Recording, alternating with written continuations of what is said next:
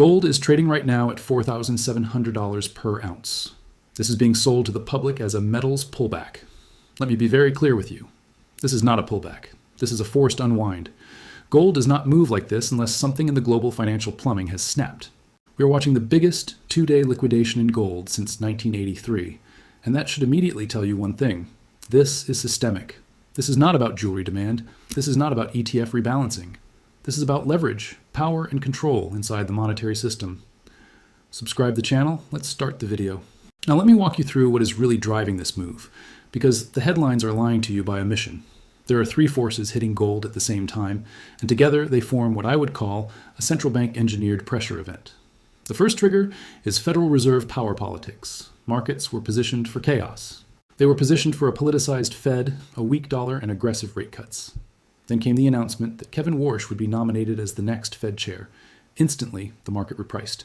The dollar strengthened, real yields jumped, and every leveraged gold position built on the Fed panic narrative was suddenly wrong. When that happens, funds don't reconsider. They liquidate, fast, mercilessly, without emotion. That is exactly what we saw when gold was smashed nearly 10% in a single session, the sharpest fall in over 4 decades. The second force is margin warfare.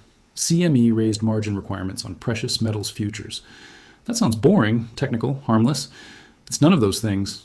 When margins rise, leveraged players must either post more capital immediately or liquidate positions. Hedge funds do not argue with margin clerks. They sell. And when they sell size. This created a cascading effect where gold, silver, and mining equities were all hit simultaneously.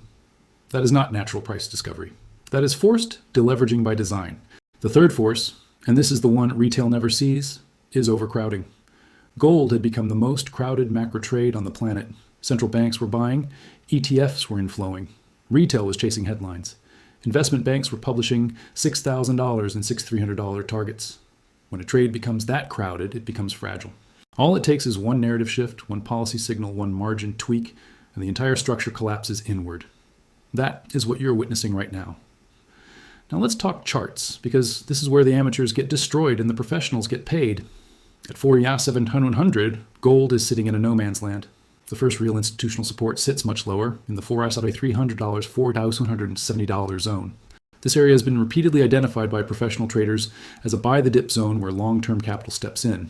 Below that, you have another critical shelf around $4,050 to $4,000, a psychological and technical level that aligns with prior consolidation and long-term moving averages. If gold slices through $4,300 without slowing, the move to $4,000 will be fast and brutal.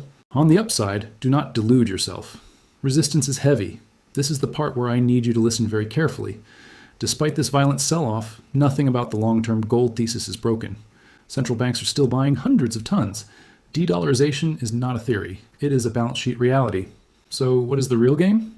The real game is to shake out leverage, crush sentiment, and reset positioning so that the next leg higher can be built on strong hands, not tourists. Retail is being trained to panic. Professionals are being given discounts. Now the verdict. What do you do in the next 12 hours? If you are over-leveraged, you reduce risk, period.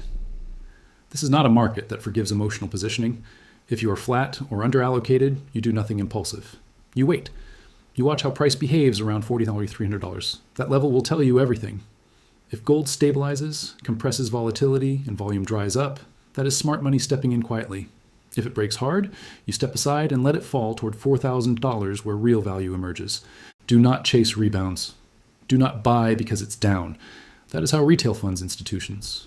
This market is dangerous, fast, and institutional. But understand this one truth before we end. This crash is not the end of gold. It is the preparation phase for its next move.